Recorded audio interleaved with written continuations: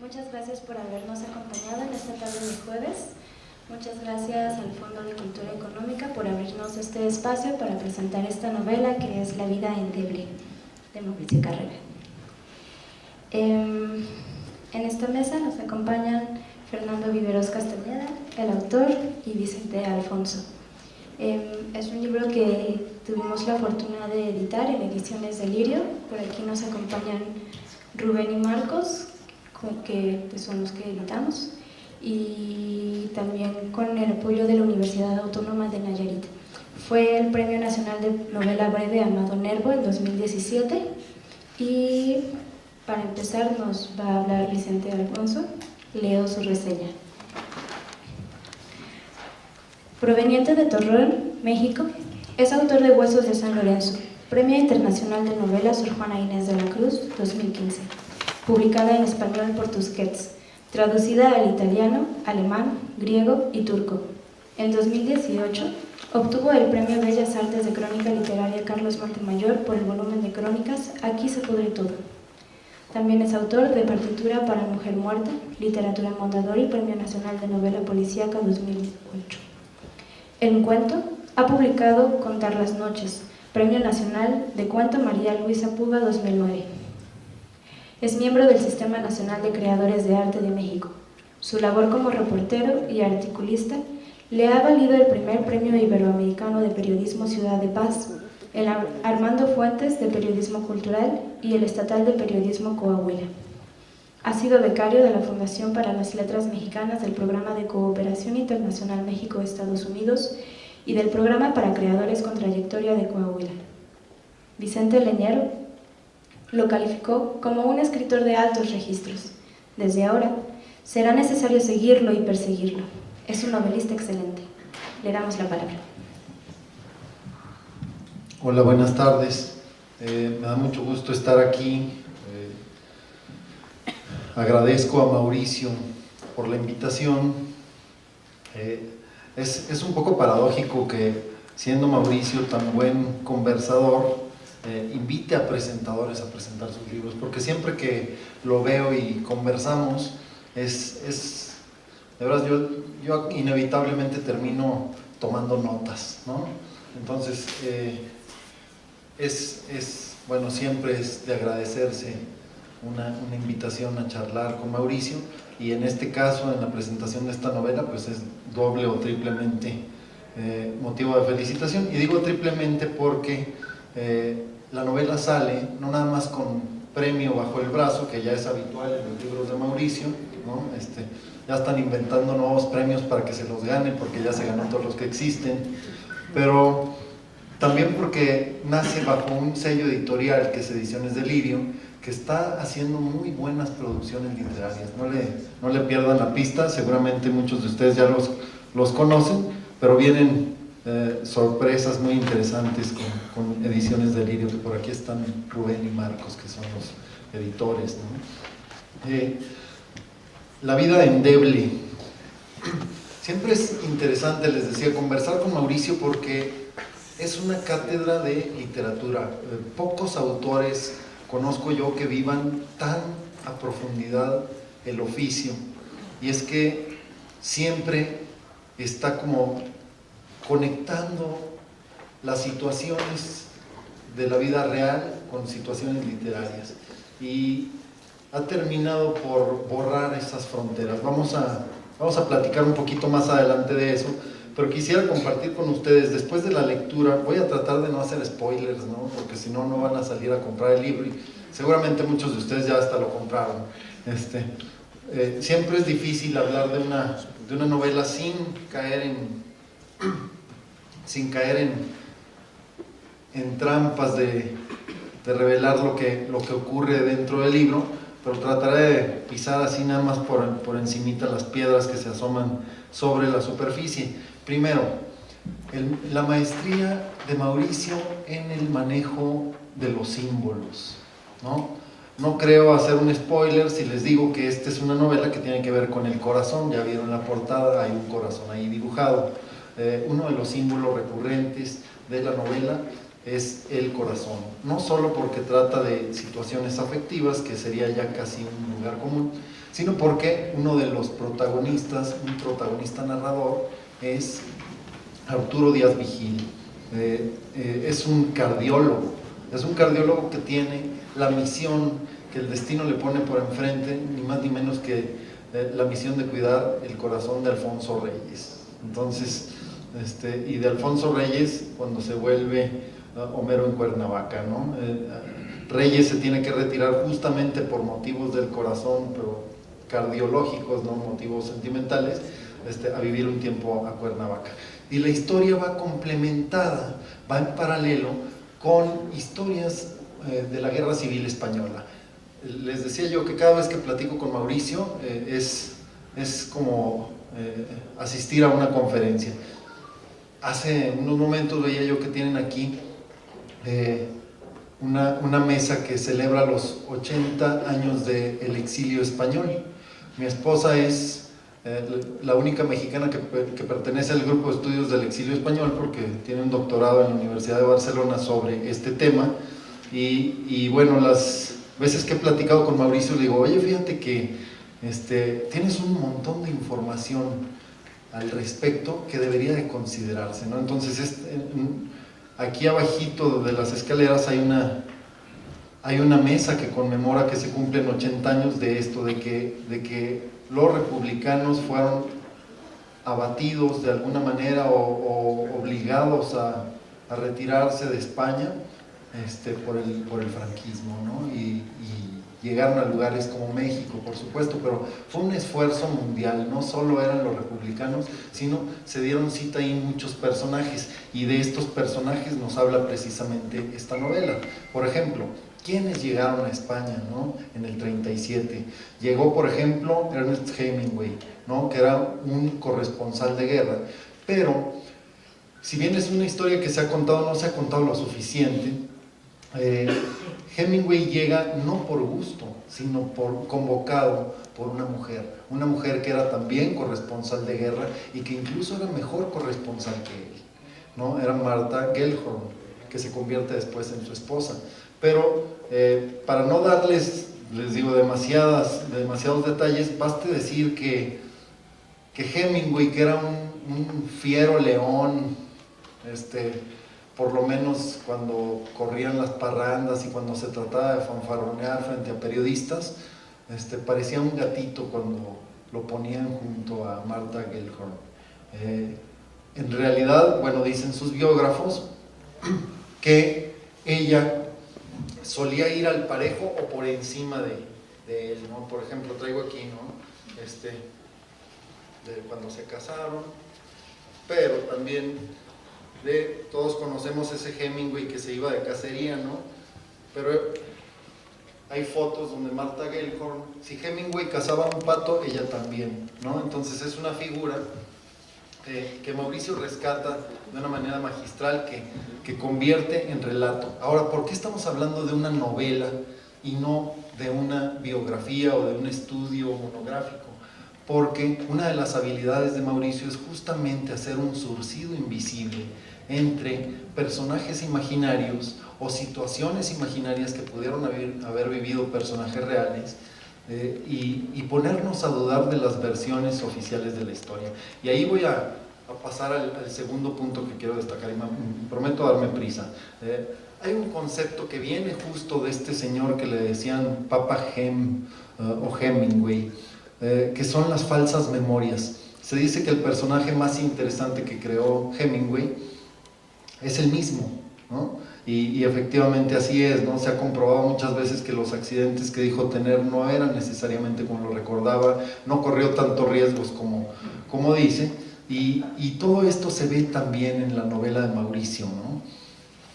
Hay una genealogía que va desde Mark Twain, que es que Hemingway reconocía como el padre de la novelística norteamericana, que pasa por Hemingway y que brinca a nuestra tradición en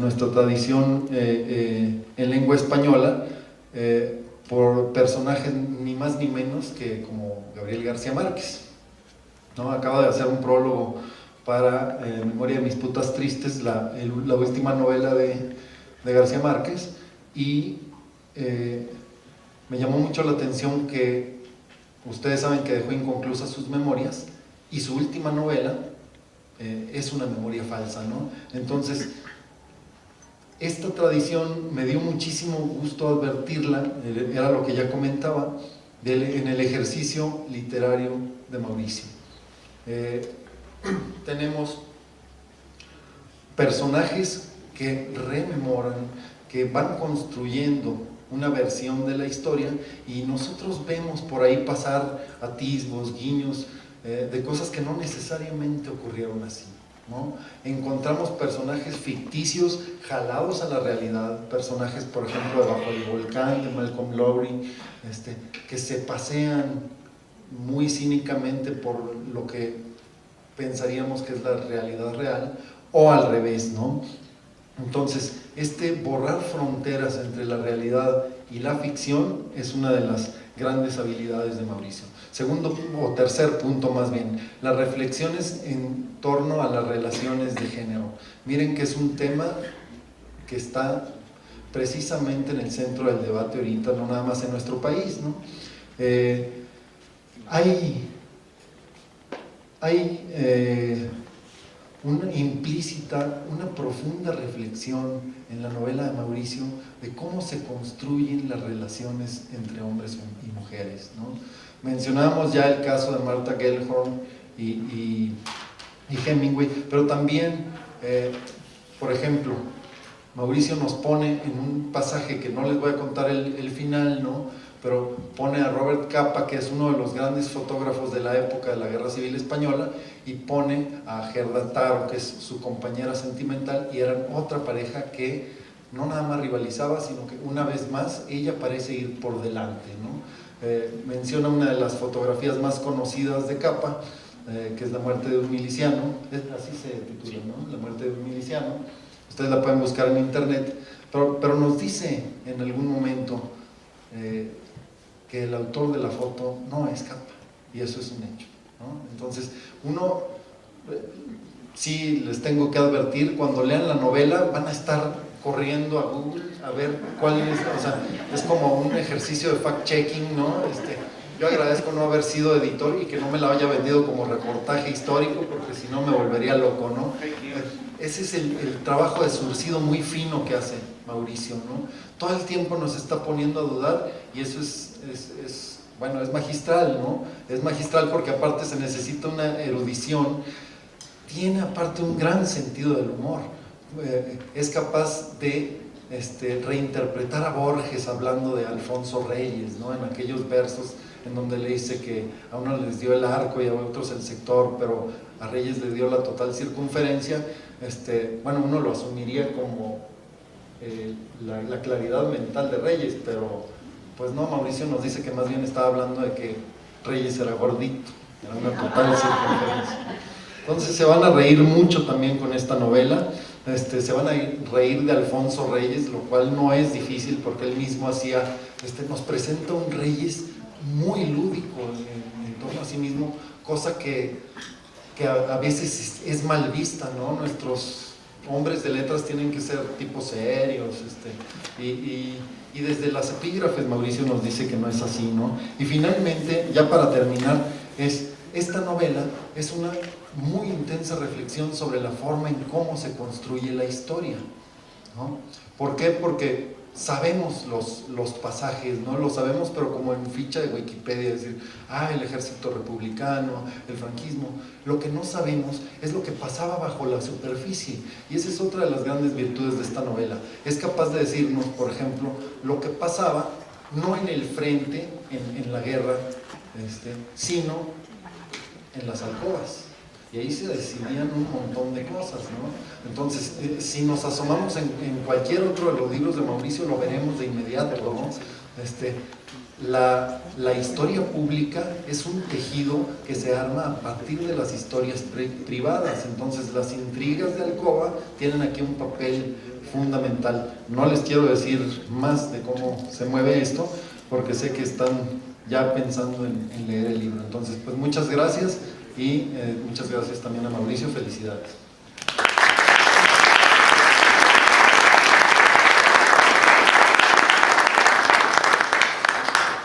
Muchas gracias. continuación vamos a darle la palabra a Fernando Viveros Castañeda.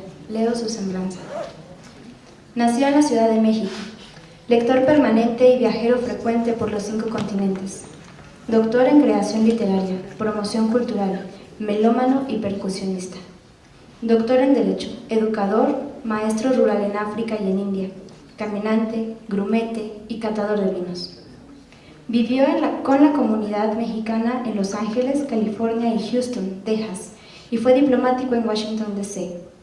Ha publicado la novela Candidez con la editorial Planeta y la ha presentado en las ferias internacionales del libro en Guadalajara, Monterrey y Chihuahua, y en la Casa de México en España, en Madrid. Actualmente, vive tanto en la Ciudad de México como en Cuernavaca, como Alfonso Reyes, y se dedica a leer y a escribir. Le damos la palabra. ¿Sí me escuchan bien? Sí. Pues para mí es un verdadero gusto estar aquí con mi amigo Mauricio Carrera, quien, como ya se mencionó aquí, pues es el escritor de nuestra generación, y digo nuestra generación porque somos más o menos de la misma edad, aunque él se ve más joven, de nuestra generación, que ha sido el escritor más premiado. 19 premios o 20, o ¿cuántos llevas? 45. Creo que Roberto Bolaño en sus buenas épocas andaba por eso. Bueno, y esto pues le ha hecho que se gane el inframundo literario, el underground literario, el alias, y además lo ha ganado a pulso, así, ¿no? El alias de Mauricio del Premio Carrera. Todo el mundo ya lo empieza a conocer como Mauricio del Premio Carrera. Un aplauso para Mauricio.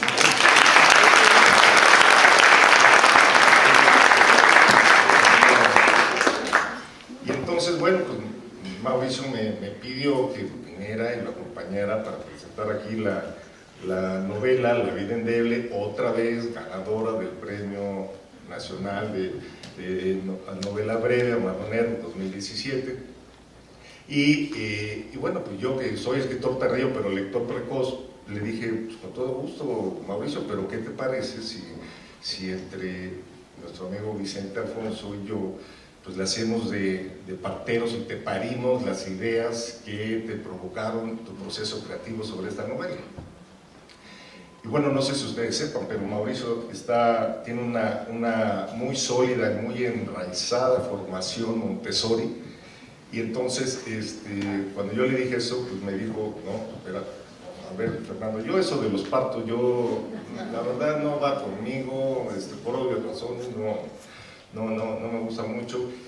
A ver, ¿qué te parece si tú, que eres igualmente narrador, te pones a escribir lo que te pegue la gana, te lo pones a escribir, lo lees, y ahí lo empezamos a practicar? Y bueno, pues yo como no me gusta contradecirlo para no crearle traumas en su futura adultez, pues entonces pues así lo haré. Y entonces efectivamente me puse a leer la novela con mucho detenimiento, con mucho afecto. Me llamaron la atención algunas cosas y tomé algunas notas que me voy a permitir leerles a ustedes, siguiendo aquí la sugerencia de Mauricio. En primer lugar, pues me queda claro que resalta en Mauricio su proclividad por la literatura referencial en alguna de sus obras. Es decir, la utilización de personalidades reales en situaciones de ficción. A reserva de que él se explaye sobre este tema, que seguramente lo va a hacer con mucha profundidad, es muy interesante la manera como él ha recreado, por ejemplo, en su novela Infidelidad y otras historias, a personajes literarios y artísticos de la talla de Hemingway, Carlos Fuentes, Salvador Novo, Juan Rulfo, José Revueltas, o en La derrota de los días, al mismo Revueltas, a Jack London, a los poetas beatniks, a los personajes de Truman Capote, o en La vida endeble, a Alfonso Reyes, Hemingway, Martha Gellhorn, o Gerda Taro, o a George Orwell, o a Joseph Herzl.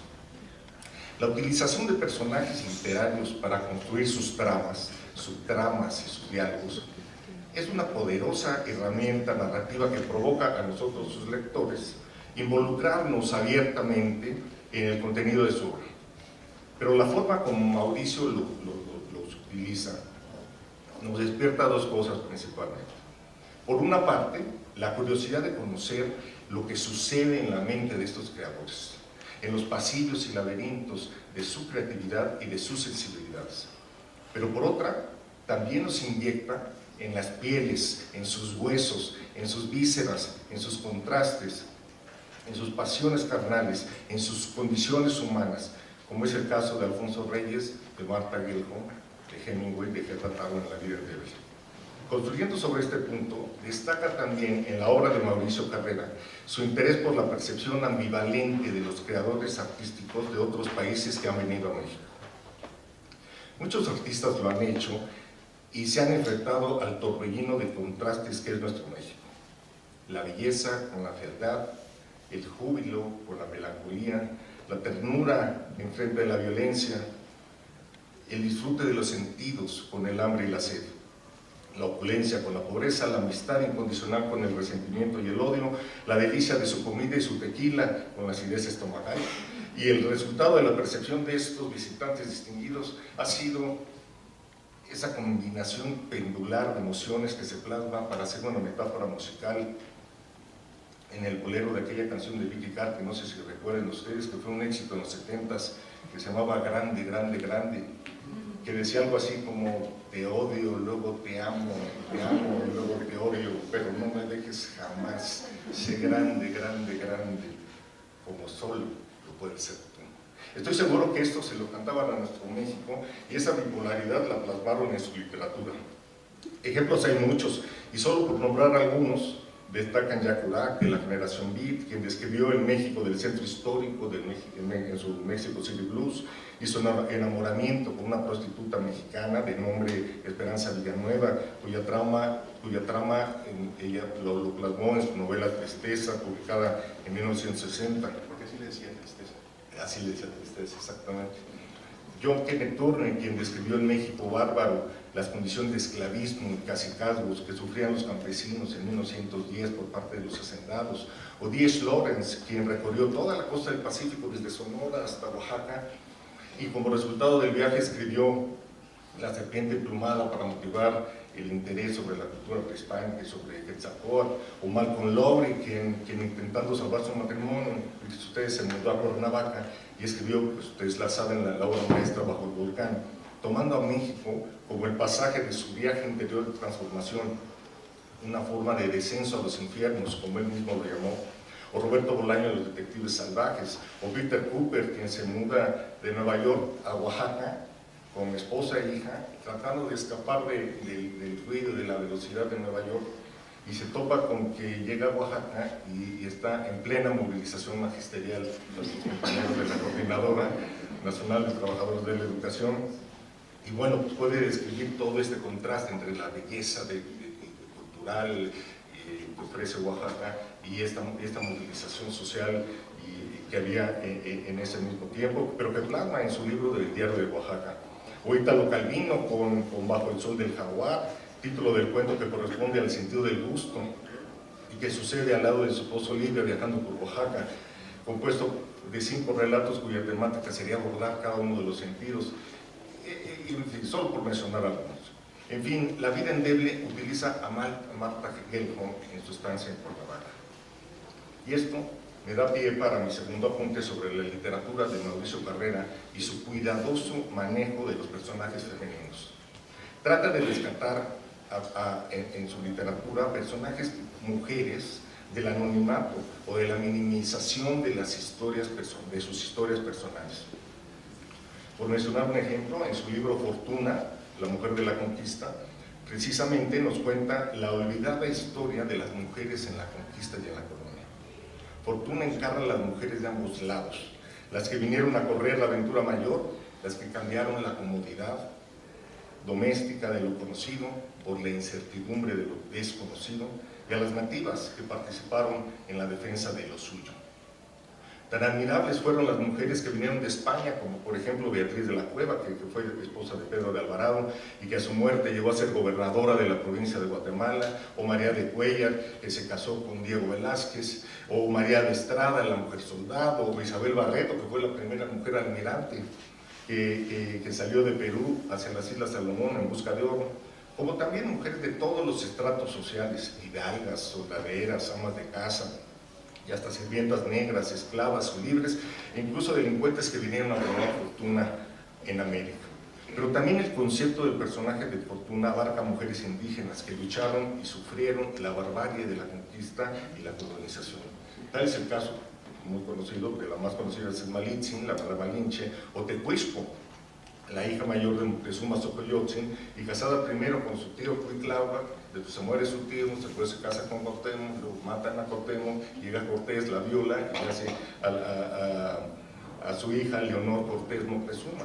O un personaje importantísimo que es Bartolina Sisa, quien casada con Tupac Katari encabezó la resistencia indígena en Bolivia, en Perú, en Chile, en Argentina, fue capturada, fue torturada, fue asesinada, descuartizada y expuesta públicamente, y que en honor de ella se celebra el Día Internacional de la Mujer el 5 de septiembre. En La vida endeble, los protagonistas mujeres, que son la corresponsal de guerra Marta Gerhon y la fotógrafa de guerra Gerda Taro. Marta Gerhon es esta interesantísima mujer que, viviendo en un mundo de hombres, los corresponsales de guerra, destacó por méritos propios, escribiendo sus reportajes en varias guerras para la revista Collier, y su independencia y soberanía permearon incluso en su matrimonio con Hemingway, quien, con todo su narcisismo, machismo y soberbia propias de él, simplemente no pudieron controlar el ímpetu y el espíritu viajero e indomable de Marta. Hemingway nunca le pudo perdonar haber sido la única de sus esposas que tuvo la osadía de abandonarlo, ¿no? En fin, se agradece a Mauricio que en su literatura recuerde estas mujeres extraordinarias, mujeres de ideales y utopías, pero también mujeres guerreras de simples batallas cotidianas. Y ahora que está tan de moda España, pues coincide con que la ambientación temporal de parte de La vida endeble sea justo en los años de la Guerra Civil Española. Este sería mi tercer apunte. Todas las guerras son malas, pero la guerra civil es la peor de todas, pues enfrenta al amigo con el amigo, al vecino con el vecino, al hermano con el hermano. Así comienza Arturo Pérez Reverte, la guerra civil contada a los jóvenes. Porque la paz no es propiamente lo que sucede, no es lo que sigue a la conclusión de las guerras civiles. Sus trágicas consecuencias pueden marcar la historia de varias generaciones. Dejan cicatrices duraderas tanto en la sociedad como colectivo, como en las memorias individuales de quienes la combatieron. En efecto, en la Guerra Civil Española hubo varias y diferentes contiendas, frutos de los conflictos entre los contrastes de esta vida endeble. Conflictos políticos e ideológicos, religiosos, lingüísticos, familiares, regionales y nacionalistas. Fue una lamentable guerra de clases, como puede comprobarse en los discursos, en los comportamientos y en las manifestaciones de la violencia en ambos lados. Una guerra entre el catolicismo y el anticlericismo, una guerra entre las ideas de patria y nación, entre el enfrentamiento de una vida republicana y el sometimiento de una dictadura fascista, entonces en pugna en el escenario internacional. Efectivamente, la Guerra Civil Española trascendió fronteras y fue precisamente que, en reacción al apoyo que daba la Alemania nazi y la Italia fascista, que le daban a Franco, surgieron un fenómeno muy importante que son las brigadas internacionales, integradas por combatientes voluntarios e idealistas de diversas partes del mundo, como apoyo a esa aspiración de resistencia republicana. En fin, la Guerra Civil Española, una guerra de contrastes, es un ejemplo más de lo que puede ser dolorosamente esta vida endeble. Esto, comparado en un cuarto apunte con La eterna primavera de Cuernavaca, donde transcurre parte de la novela con Alfonso Reyes, donde escribió su Homero en Cuernavaca, la Cuernavaca de Marta Gerhon, la Cuernavaca donde Cortés decidió construir su palacio, la Cuernavaca de Malcolm Lowry, la Cuernavaca de Eric Fromm, de Ivan Illich, de Siqueiros y Tamayo, de María Félix y su Casa de las Tortugas, y de Diego Rivera cuando pintó los murales del Palacio de Cortés. Cuernavaca, ciudad donde conviven a través del baile de sus colores la bugambilia, las jacarandas y los tabachines. También la Cuernavaca de contrastes entre la Cuernavaca oscura y empedrada, que propicia el descenso a los infiernos interiores, como lo decía Malcolm Lowry, o al revés, como decía Ongaretti en su poema La mañana, me ilumino de inmenso. Cuernavaca, como el lugar de luz donde uno se ilumina de inmensidad. Estos 4 apuntes me dan pauta para decir que La vida endeble es una novela de amor y desamor, y de contraste sobre todo. Es una novela de espejos donde impera la presencia del reconocimiento de la otredad. La otredad concebida, como decía Paz, en la capacidad de verme en el otro, de saber que existo porque me veo en la pupila del otro. Así, a Mauricio Carrera le ocupa la otredad en su obra, en la importancia de cómo nos ven los creadores que han vivido en México y cómo los vemos o cómo podemos imaginarlos a través de la ficción referencial que él crea, que él utiliza. Cómo se ven los personajes reales a sí mismos y a los otros en sus ficciones referenciales, en cómo vemos los hombres a las mujeres y las mujeres a los hombres a través de sus personajes femeninos, en cómo los ambientes espaciales y temporales inducen a un amplio abanico de reconocimiento de uno mismo y de reconocimiento de los otros. Esta obra toma especial relieve si la enmarcamos en la vida moderna que vivimos el día de hoy. Una vida de vértigo incesante por el desarrollo exponencial de las nuevas tecnologías y que nos sumergen en la oscuridad de la incertidumbre de una vida endeble. Una vida de ansiedad, de hiperconsumo y de narcisismo. Una vida controlada y debilitada desde el punto de vista humano por el internet y las redes sociales. Una vida endeble cuya única esperanza es la construcción de autorrelatos, de autoficciones que con candidez nos brinden sentido a nuestras vidas. Una vida endeble que nos ha robado el invisible encanto de las manos libres, la cabeza erguida y la sonrisa con uno mismo.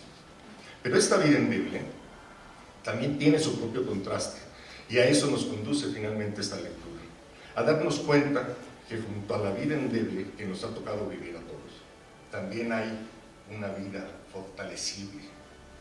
Una vida fortalecible para mantener la capacidad de disfrutar de la belleza, de la alegría compartida, de la capacidad de imaginar, amar y recordar de un modo natural, del agradecimiento, la empatía, la compasión y la solidaridad.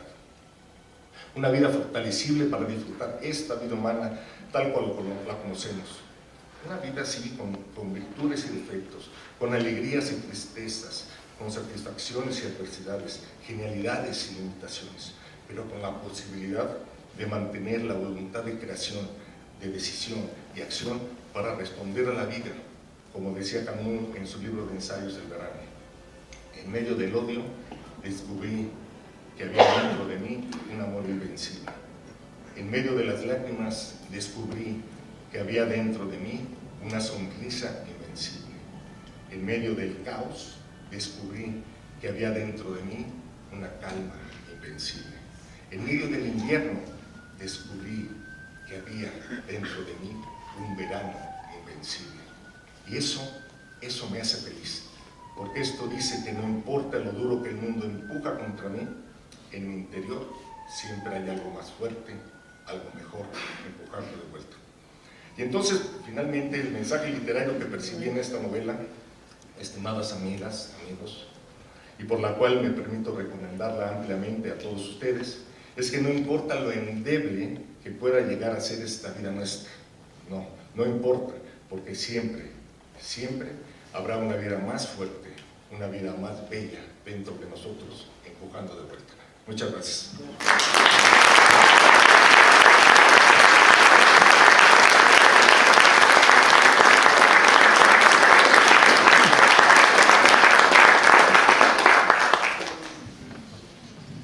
Muchas gracias, Fernanda. Estas palabras me recuerdan mucho a la frase que menciona Virgilio el Padre, donde dice que el secreto del mundo es la ternura. Me parece que es algo que está muy bien guardado dentro del corazón, también del libro. Bueno, ahora toca el turno del autor, Mauricio Carrera. Leeré su semblanza. Mauricio Carrera cree en el erotismo y el desamor. Trabajó como mensajero en París. También fue marinero. Se emborracha y le da por contar del tiburón que le salió mientras nadaba en cayos holandeses, Panamá. Lleva en su interior al demonio del Virján, conocido como el gusanillo del juego. Los casinos ¿Le atraen tanto como una mujer hermosa con dinero? No cree en ningún rostro de lo divino. Practica el dominó con los amigos queridos. Considera que una mujer que juega dominó no solo es guapa, sino necesaria. Cayó en la tiranía del matrimonio, pero no lo vuelve a hacer. Dice, le atraen las mujeres que lo citan en barras de cantinas, que le mandan rosas rojas en su cumpleaños, las de mirada firme para desafiar el infortunio de las tormentas y las que se van a mitas con la cuenta. Considera que hacer el amor es una forma de inmortalidad, que la pereza es un don a cultivar, que la democracia es votar por lo menos peor, que la lujuria mejora la salud y que la lectura es una manera de amar la vida. Le enoja la injusticia y la mala adjetivación de las palabras. También la deslealtad. Conversa con su madre aunque ya haya muerto. Se ha distanciado muchas veces de su padre, quien por otro lado es el mejor del mundo. Tiene un hijo hermoso y alto al que quiere mucho y casi no ve, pues vive lejos, en Argentina. A él le dedica todos sus libros. No es feliz, pero sí alegre. Le da por cantar Sabor a mí y Mil besos. Es un hombre hecho y también deshecho, como todos los hombres a su edad cuando no son extraordinarios. También escribe. Es muy disciplinado en su escritura. Desde hace 20 años escribe una palabra diaria, a veces 2. Es autor de más de 35 libros. Su obra gira en torno a la libertad, el viaje, la mexicanidad expuesta a lo extranjero, la lucha contra la opresión, la separación de los amantes, el asombro y absurdo de la existencia y la vida sexual de los caracoles. Actualmente, escribe una novela que cambiará el rumbo de la literatura mexicana, aunque ignora si para bien o para mal. Es miembro del Sistema Nacional de Creadores de Arte. Antes de morir, quiere ser traducido al suajili y sacarse el gordo de la lotería. Acaba de salir del closet como poeta. Prueba de ello es su libro Indiferente Cosmos. La vida endeble es su más reciente novela. Escuchemos sobre ella.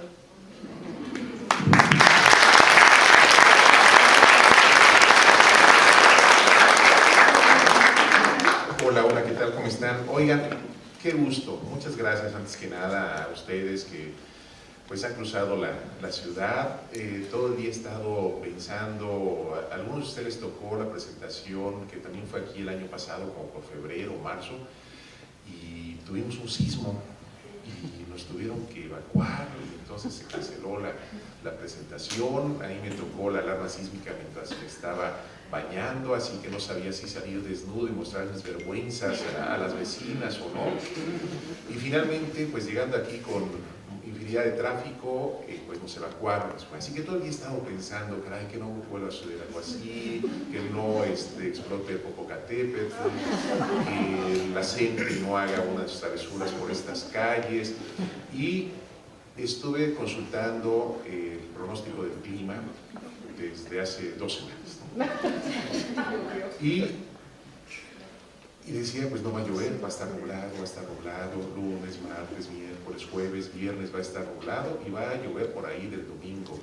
¿Y qué creen? Pues hoy de repente empiezo a escuchar ahí donde vivo, es un techo metálico, y ese techo percibe lo mismo, sí, los movimientos sísmicos del Popocatépetl, se siente de veras, y la otra cuando empieza a llover, porque cuando empieza a llover empiezan a caer de poquito en poquito así las gotas, y es como si fuera las percusiones que toca mi amigo Fernando.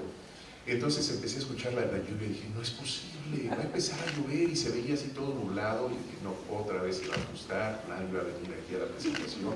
Ese soy yo, disculpen, así de aprensivo. Por eso les agradezco que a pesar de las erupciones del Popocatépetl, a pesar del tráfico, a pesar de todo lo que sabemos de esta ciudad y de la lluvia, estén ustedes aquí. Muchísimo se los agradezco.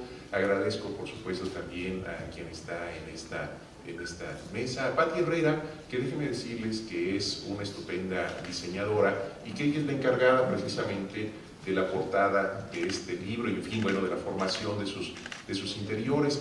Desde un principio, cuando me mostraron pues el diseño, a mí la verdad me encantó. Sugerí por ahí pues un detallito que no me hicieron caso, pero la verdad es que me encanta, y aparte me gustó así ese empeño de Patti, de decir, no, así va. y me encantó. Así que te agradezco mucho, Pati, porque estoy bien contento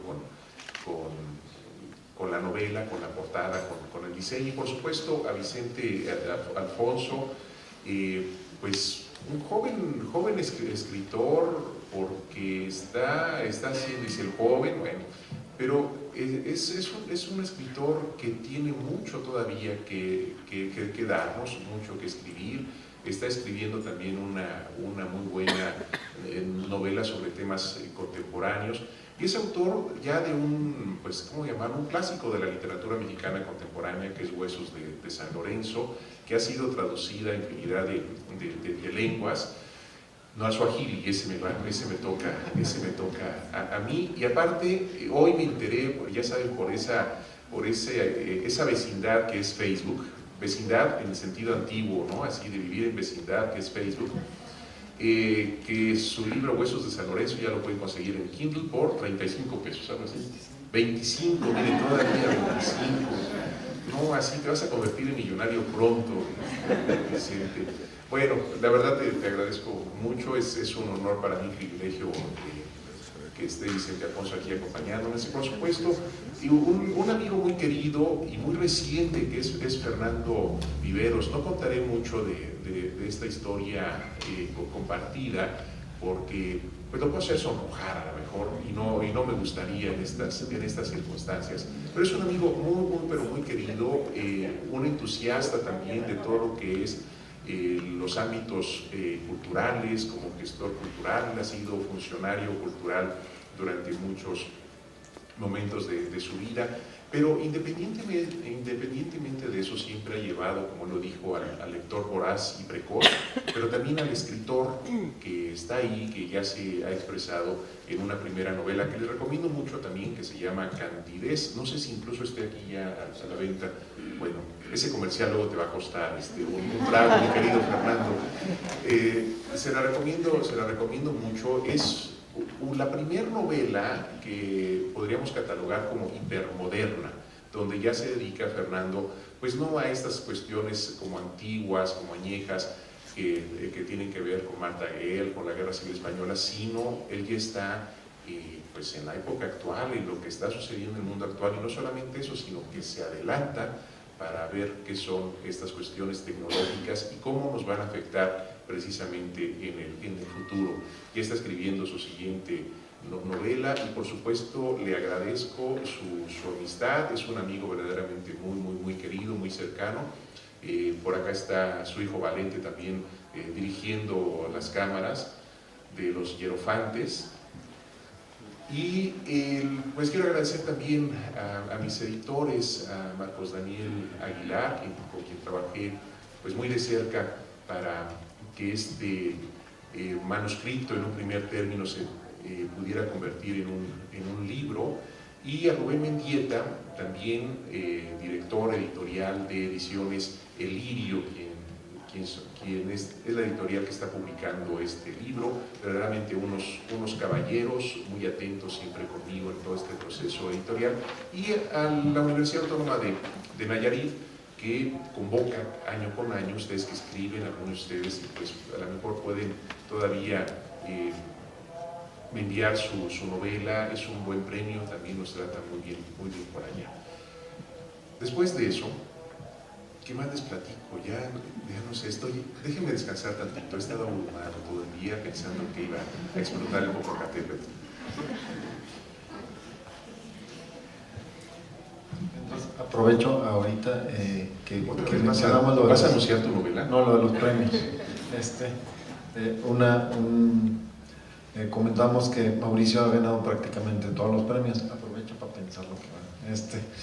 Y un día estábamos en un encuentro de escritores. No me acuerdo si estaba Mauricio o no, pero ustedes recordarán que el año pasado se hizo un sorteo para ver qué empresa iba a imprimir las boletas electorales. Y se abrieron los sobres y en público se dijo cuál era la empresa, ¿no? Entonces estábamos en el Congreso de Escritores, estamos viendo esa noticia, y luego sacan el sobre y dicen, bueno, ¿y quién ganó es? Y luego les dije, Mauricio Carrera. Sí, no, pues, era el único premio que le faltaba por ganar, ¿no? Pero no fue Mauricio. Me están haciendo una mala fama. Pero bueno, déjenme decirles, ok, vamos a hablar de eso, de los premios literarios. En efecto, sí he ganado muchos premios literarios y pues yo creo que los escritores son afortunados de muchas maneras. Hay quien es afortunado porque está cobijado por un grupo literario, una mafia literaria y lo va impulsando. Hay quien es afortunado porque es hijo de algún escritor famoso, un historiador famoso y también los va cobijando y va haciendo que participen en ferias del libro y que los publique en las grandes editoriales, etc. Hay quien es famoso porque sí, yo conozco el caso de una escritora, quien admiro, que es verdaderamente afortunada en todo lo que hace y es quizá la escritora mexicana más conocida en la actualidad. Y es afortunada en todo. En alguna ocasión que yo estaba tratando de cortejarla y no se dejó, la invité a jugar dominó. Ya ven que me encanta el dominó. Y ha sido la mujer con más suerte que he visto, pero así, todos los juegos buenos le tocaban a ella, jugaba con una facilidad extraordinaria, todo. Entonces, bueno, ella tiene esa suerte, ¿no? Y le ha dado el espaldarazo a importantes escritores y demás. A ratos hay esa suerte. Y a mí me ha tocado la suerte, ¿no?, de tener un papá historiador famoso.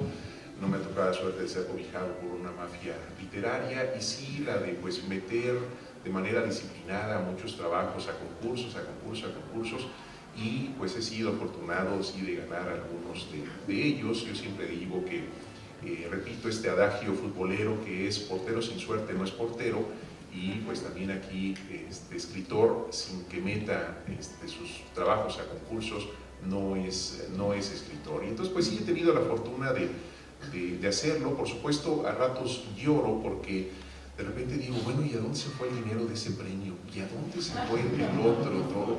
Y entonces cuando paso por alguna cantina recuerdo, claro, ya sé a dónde se fue. Eso se relaciona a los premios. Aprovecho para mencionar algo que sí está en el ambiente, por acá lo mencionó Vicente Alfonso, y que me gustaría hablar de eso. Porque, ¿saben? De repente hay en el ambiente, a partir de estas cuestiones que tienen que ver con Me Too, ¿recuerdan?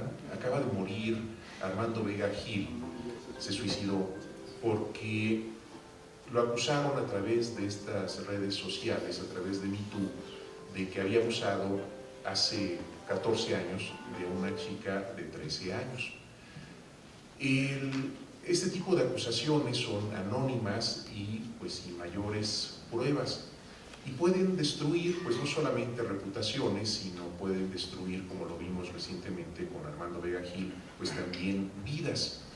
Y es algo curioso porque de principio déjenme decirles que yo estoy a favor, tal incluso como aquí se ha mencionado, me interesa mucho el universo femenino, me interesan mucho las causas de las mujeres. Yo soy el primero en señalar que pues sí, hemos invisibilizado, hemos ensombrecido, hemos reprimido, y hablo, bueno, yo en general, ¿no?, este sistema patriarcal a las mujeres.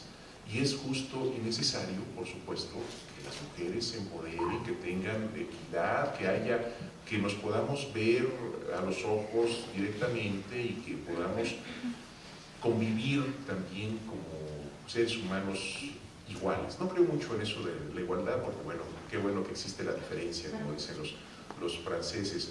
Pero, ¿por qué traigo esto a colación? Porque me he enfrentado últimamente a algunas lecturas de mis libros donde hay esta como versión de que mis personajes son machistas, son misóginos, y donde ciertas incluso críticas que pues uno podría decir que han leído mucho y han dejado de escribir alguna reseña o algo porque encuentran que son machistas y misóginos los personajes.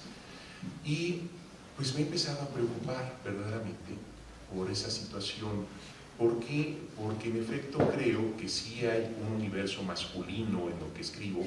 En primer término, bueno, porque soy hombre, porque eso es lo que de alguna manera he sido educado también en esa cuestión, y créanme que al mismo tiempo soy muy consciente de esa educación y me la trato de quitar de encima.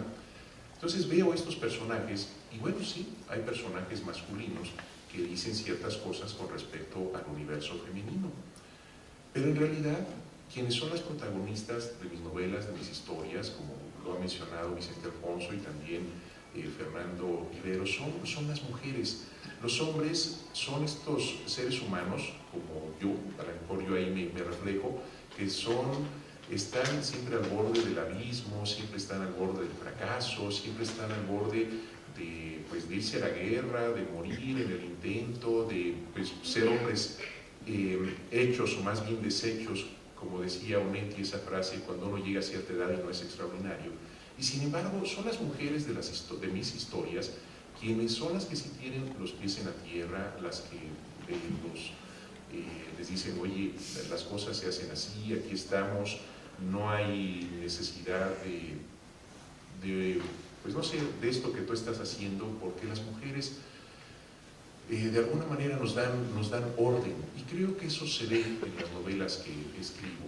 Estoy hablando en voz alta pensamientos así porque de repente temo que en esta época que me parece muy inquisitorial, donde las redes sociales se han convertido en la nueva Corte Suprema, la Suprema Corte de Justicia de la Nación o la nueva Inquisición, de repente caigamos nosotros como escritores en algo que no hay que hacer. No hay que permitir jamás que, debido a estas circunstancias, la libertad de expresión que cada uno tiene con respecto a los temas que uno quiera manejar, se limite por estos hechos. Uno tiene que escribir lo que uno quiera y no tiene que pasar por la Santa Inquisición moderna, no tiene que pasar por el linchamiento mediático, cuando lo único que hace uno es escribir, es contar historias. Y las historias, pues perdónenme, pero las historias de la vida real, también hay acoso, hay abuso, también hay relaciones de pareja que no son las mejores.